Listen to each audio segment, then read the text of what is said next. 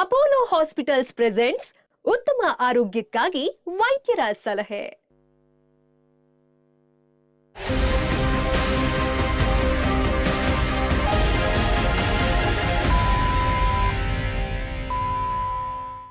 ಉತ್ತಮ ಆರೋಗ್ಯಕ್ಕಾಗಿ ವೈದ್ಯರ ಸಲಹೆ ವಿಶೇಷ ಕಾರ್ಯಕ್ರಮಕ್ಕೆ ಸ್ವಾಗತ. ನಾನು ಸುಷ್ಮಾ. ಒತ್ತಡದ ಜೀವನ, ಬದಲಾಗ್ತಿರುವ ಜೀವನ ಶೈಲಿ, ಜನರಿಗೆ ನೂರಾರು ಆರೋಗ್ಯ ಸಮಸ್ಯೆ. ಯಾವ ಸಮಸ್ಯೆಗೆ ಯಾವ ಚಿಕಿತ್ಸೆ ಅನ್ನೋದೇ ದೊಡ್ಡ ಚಿಂತೆ. ಇಂಥ ಸಮಸ್ಯೆ ಇರೋರಿಗೆ ಒಂದೇ ವೇದಿಕೆಯಲ್ಲಿ ಸಿಗುತ್ತೆ ಉತ್ತರ. ಇದೇ ಟಿವಿ9ನ ವಿಶೇಷ ಕಾರ್ಯಕ್ರಮ ಉತ್ತಮ ಆರೋಗ್ಯಕ್ಕಾಗಿ ವೈದ್ಯರ ಸಲಹೆ.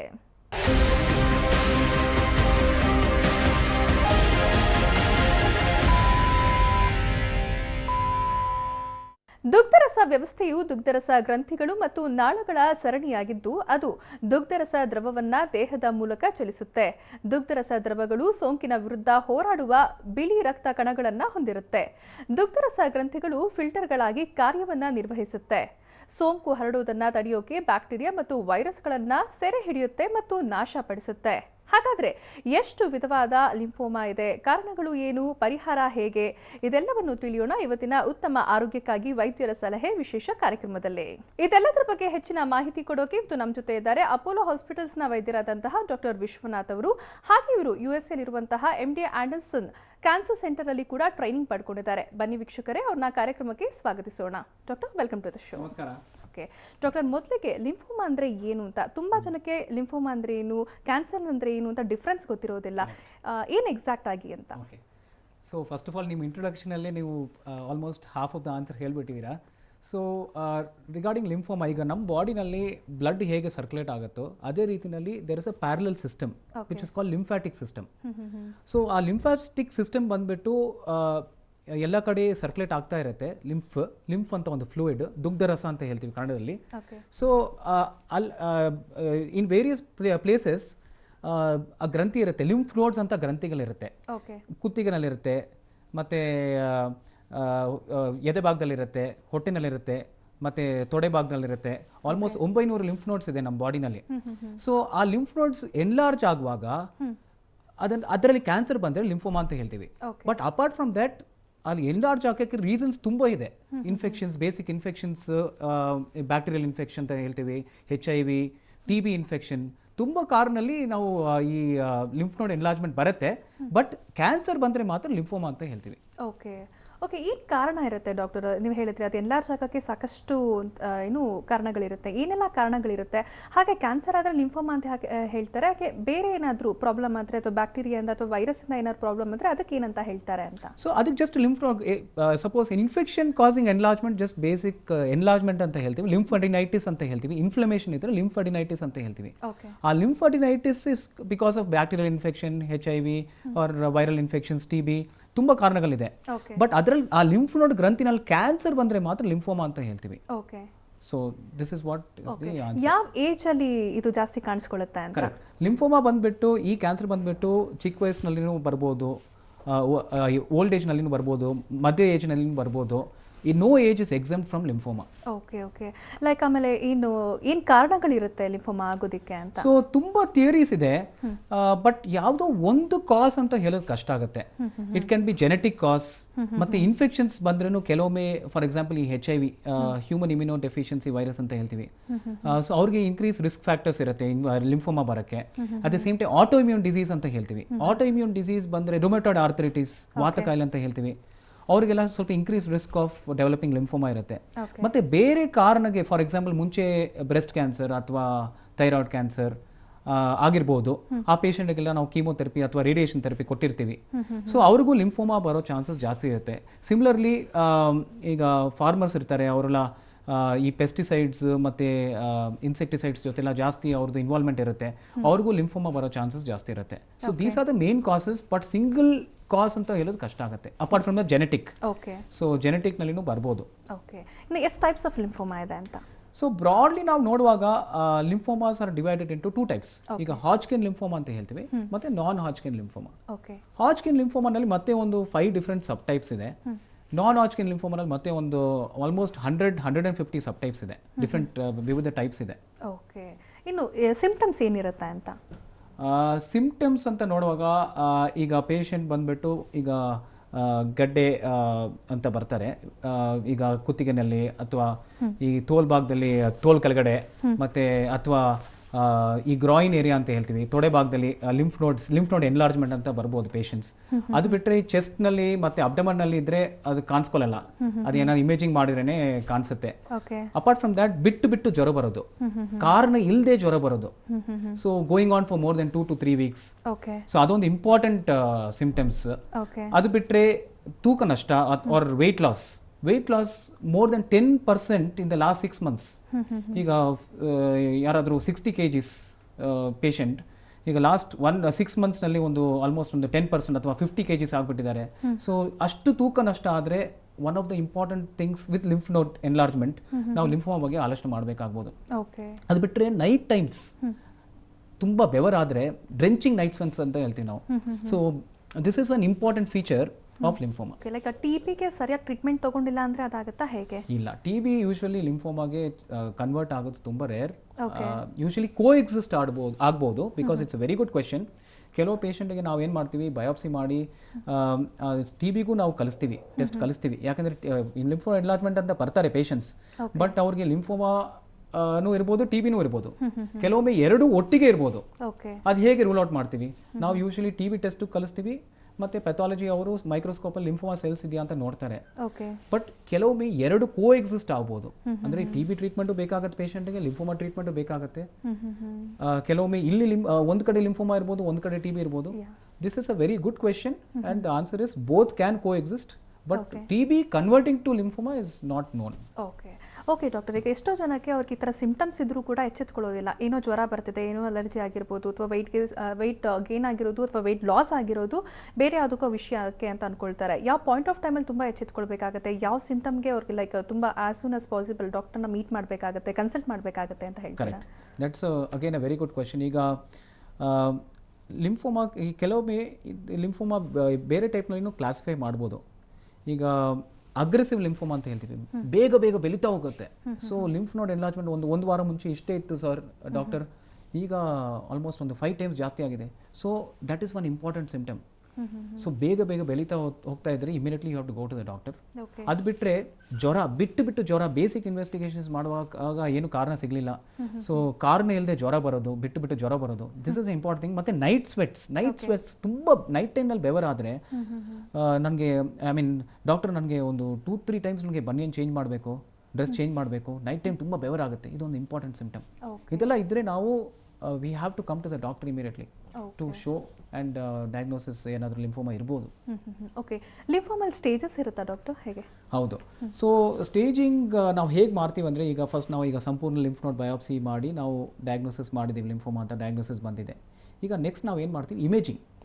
ಇತ್ತೀಚೆಗೆ ಲಾಸ್ಟ್ 5-6 yearsನಲ್ಲೇ I would say last more than 5 years, 10 years, last 10 yearsನಲ್ಲಿ ನಾವು ಒಂದು ಪೆಟ್ ಸಿ ಟಿ ಅಂತ ಒಂದು ಮಾಡ್ತಾ ಇದ್ದೇವೆ. PET C T stands for PET, ಅಂದರೆ ಪಾಸಿಟ್ರಾನ್ ಎಮಿಷನ್ ಟೊಮೋಗ್ರಫಿ ಮತ್ತೆ CT ಸ್ಕ್ಯಾನ್, 2 ಕಾಂಪೊನೆಂಟ್ ಇದೆ ಅದರಲ್ಲಿ. ಸೊ ಪೆಟ್ ಸಿ ಟಿ ಯಾಕೆ ಮಾಡ್ತೀವಿ? Pet C T is a single 1 point investigation. Full body cover ಆಗಿಬಿಡುತ್ತೆ, ಸೊ ತಲೆಯಿಂದ ಕಾಲು ತನಕ ಕವರ್ ಆಗಿಬಿಡುತ್ತೆ. ಮತ್ತು ಎಲ್ಲೆಲ್ಲ ಸ್ಪ್ರೆಡ್ ಆಗಿದೆ ಲಿಂಫ್ ನೋಡ್ಸು, ಮತ್ತು ಯಾವ್ದು ಸೈಜ್, ಮತ್ತು ಎಷ್ಟು ದಪ್ಪವಾಗಿದೆ ಲಿಂಫ್ ನೋಡ್ಸು, ಮತ್ತು ಬೇರೆ organs, spleen, liver, bone marrow, ಮತ್ತು ಲಂಗ್ಸ್, ಶ್ವಾಸಕೋಶಕ್ಕೂ ಅಫೆಕ್ಟ್ ಆಗ್ಬೋದು, ಥೈರಾಯ್ಡು ಅಫೆಕ್ಟ್ ಆಗ್ಬೋದು, ಯಾವ್ದು ಅಂಗ ಬೇಕಿದ್ರೆ ಅಫೆಕ್ಟ್ ಆಗ್ಬೋದು. ಮೋಸ್ಟ್ ಕಾಮನ್ ಯಾವುದು ಡಾಕ್ಟರ್? ಮೋಸ್ಟ್ ಕಾಮನ್ ಬಂದ್ಬಿಟ್ಟು ಈ ದುಗ್ಧರಸ ಗ್ರಂಥಿ ಮಾತ್ರ ಅಫೆಕ್ಟ್ ಆಗುತ್ತೆ.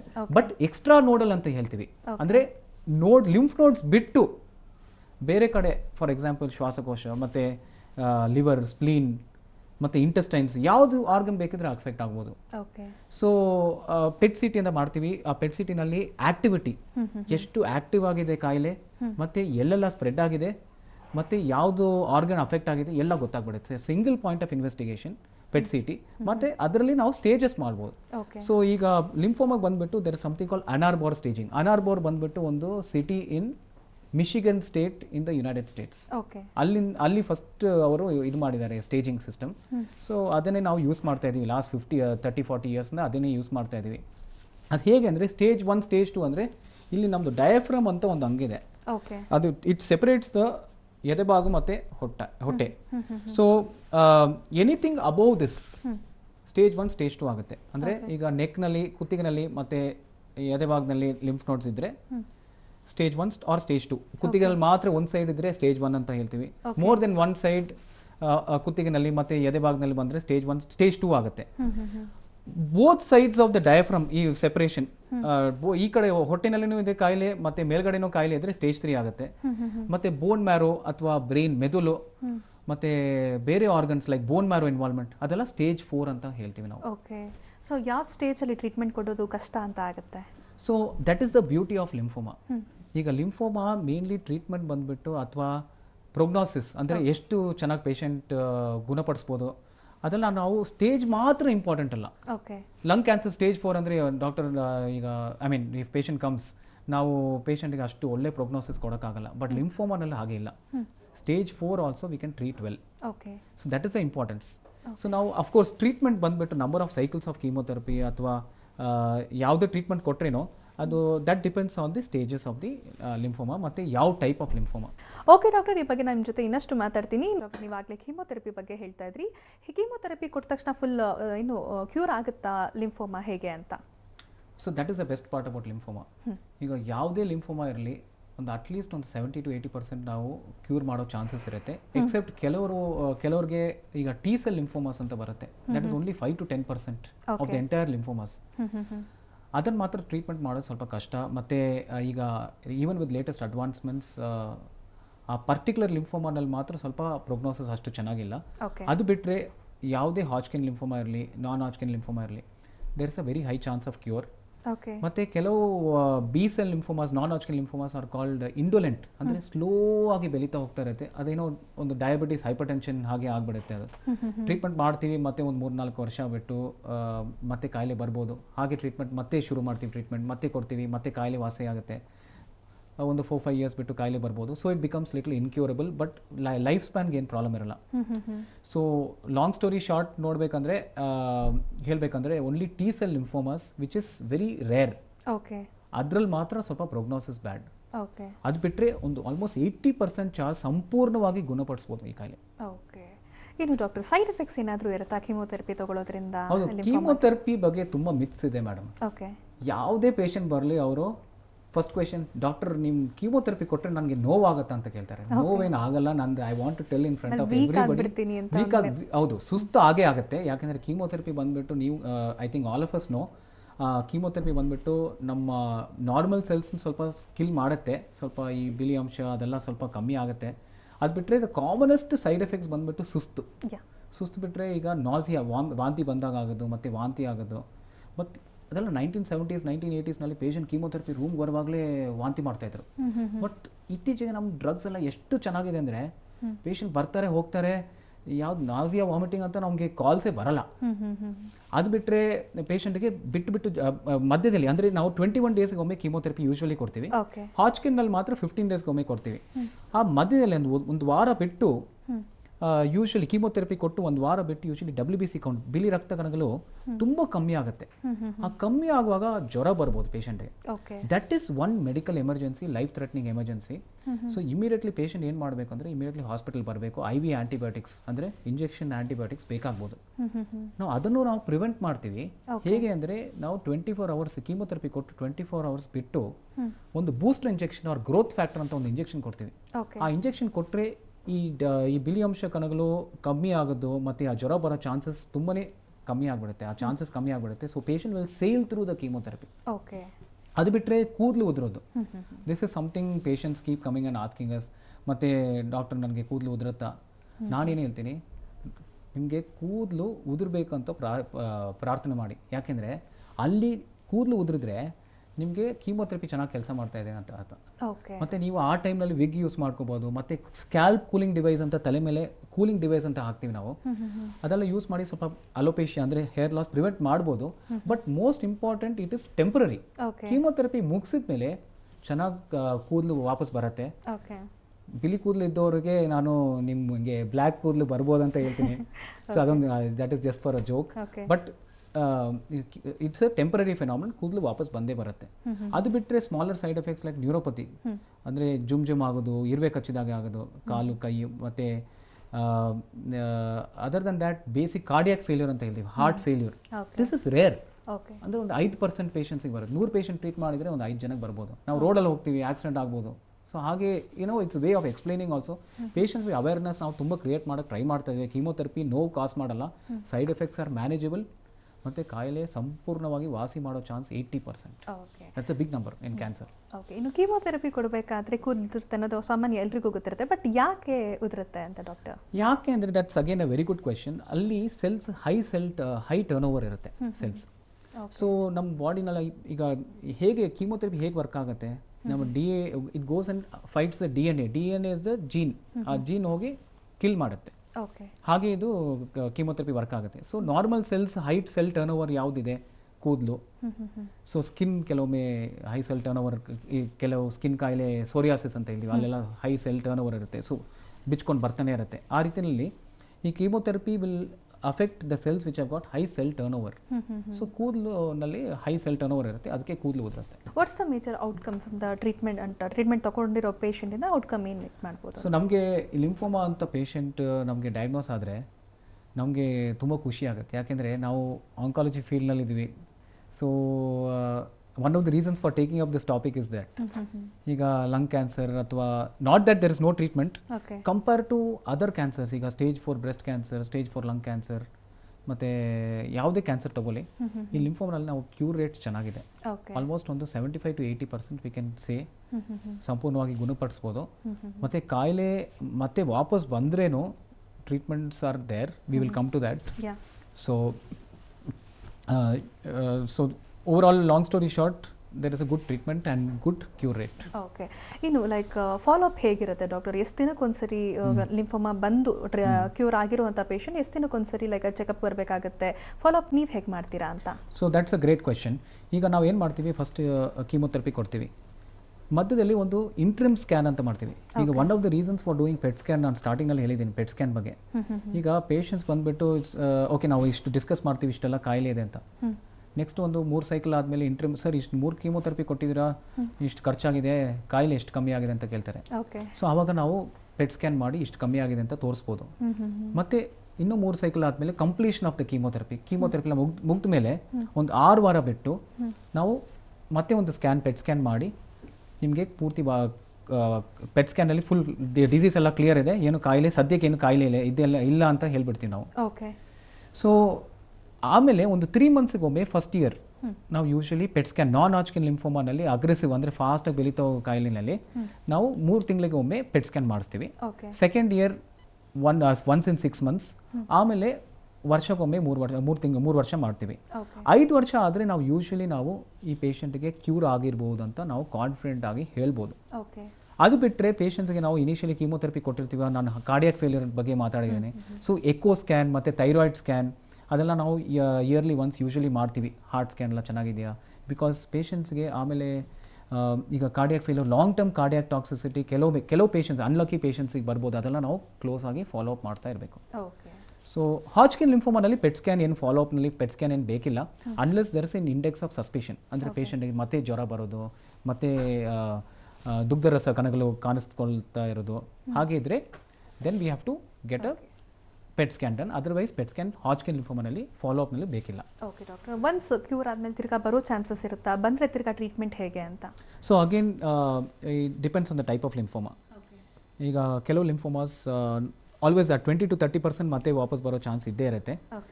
ಈ ಅಗ್ರೆಸಿವ್ ಲಿಂಫೋಮಾಸ್ನಲ್ಲಿ ಅಥವಾ ಹಾಜ್ಕಿನ್ನಲ್ಲಿ ಅಡ್ವಾನ್ಸ್ ಸ್ಟೇಜಸ್ನಲ್ಲಿ ಮತ್ತೆ ಬರೋ ಚಾನ್ಸಸ್ ಇದ್ದೇ ಇರುತ್ತೆ. ಬಂದರೆ ನಾವು ಏನು ಮಾಡ್ತೀವಿ, ಮತ್ತೆ ಸೆಕೆಂಡ್ ಲೈನ್ ಕೀಮೋಥೆರಪಿ ಅಂತ ಕೊಡ್ತೀವಿ. This is called rescue chemotherapy or salvage chemotherapy ಅಂತ ಕೊಡ್ತೀವಿ. ಆ ಸ್ಯಾಲ್ವೇಜ್ ಕೀಮೋಥೆರಪಿ ಯೂಶಲಿ ಒಂದು 3 to 4 ಸೈಕಲ್ಸ್ ಕೊಟ್ಟು ಮತ್ತೆ ಪೆಟ್ ಸ್ಕ್ಯಾನ್ ಮಾಡಿದರೆ ಕಾಯಿಲೆ ಏನಿಲ್ಲ ಅಂತ ಗೊತ್ತಾದ್ಮೇಲೆ again it depends on the age ಮೇಲೆ ಡಿಪೆಂಡ್ ಆಗುತ್ತೆ. ಈಗ ಪೇಷಂಟ್ ಬಿಲೋ 65 ಅಥವಾ ಓವರ್ 65 ಇದ್ರ ಮೇಲೆ ಡಿಪೆಂಡ್ ಆಗುತ್ತೆ. ಮತ್ತು ಅದರ್ ಕೋಮಾರ್ಬಿಡಿಟೀಸ್ ಅಂತ ಹೇಳ್ತೀವಿ. ಪೇಷಂಟಿಗೆ ಡಯಾಬಿಟಿಸ್ ಇದೆಯಾ, ಹೈಪರ್ ಟೆನ್ಷನ್ ಇದೆಯಾ, ಮತ್ತು heart problems, all these things, ಮತ್ತು ಲಂಗ್ ಇಶ್ಯೂಸ್, ಕೆಲವರಿಗೆ ಸ್ಮೋಕ್ ಮಾಡಿ COPD ಅಂತ ಹೇಳ್ತೀವಿ, ಆಸ್ತಮಾ, ಇದೆಲ್ಲ ಕಾಯಿಲೆ ಇದ್ದರೆ ಇದೆಯಾ ಇಲ್ವಾ ಅಂತ ನೋಡ್ತೀವಿ. ಪೇಷಂಟ್ ಜನರಲ್ ಫಿಟ್ನೆಸ್ ಅಸೆಸ್ ಮಾಡ್ತೀವಿ. ಕಾಯಿಲೆ ಏನಿಲ್ಲ ಅಂತ ಗೊತ್ತಾಗ್ಬಿಟ್ರೆ then we will plan for less than 65 ಇದ್ದರೆ ಆಟೋಲೋಗಸ್ ಸ್ಟೆಮ್ ಸೆಲ್ ಟ್ರಾನ್ಸ್ಪ್ಲಾಂಟೇಷನ್ ಅಂತ ಪ್ಲ್ಯಾನ್ ಮಾಡ್ತೀವಿ. ಸೊ ಇದು ಆಟೋಲೋಗಸ್ ಸ್ಟೆಮ್ ಸೆಲ್ ಟ್ರಾನ್ಸ್ಪ್ಲಾಂಟೇಷನ್ ಅಂದರೆ ಪೇಷಂಟ್ ಓನ್ ಸ್ಟೆಮ್ ಸೆಲ್ಸ್ ತೊಗೊಂಡು ಅದನ್ನು ನಾವು ಕೀಮೋಥೆರಪಿ ಹೈ ಡೋಸ್ ಕೀಮೋಥೆರಪಿ ಕೊಟ್ಟು ಆ ಸ್ಟೆಮ್ ಸೆಲ್ಸ್ ಮತ್ತೆ ವಾಪಸ್ ಪೇಷಂಟ್ಗೆ ಕೊಡ್ತೀವಿ. With that the cure rate chances increase. Okay doctor, ಸಾಕಷ್ಟು ಮಾಹಿತಿ ವಿಚಾರಗಳನ್ನು ತಿಳಿಸ್ಕೊಟ್ರಿ ಲಿಂಫೋಮಾ ಬಗ್ಗೆ. Thank you so much. Thank you so much. ನಮಸ್ಕಾರ. ಇದು ಇವತ್ತಿನ ಉತ್ತಮ ಆರೋಗ್ಯಕ್ಕಾಗಿ ವೈದ್ಯರ ಸಲಹೆ ವಿಶೇಷ ಕಾರ್ಯಕ್ರಮ. ನಿರಂತರ ಸುದ್ದಿಗಾಗಿ ನೋಡ್ತಾ ಇರಿ TV9.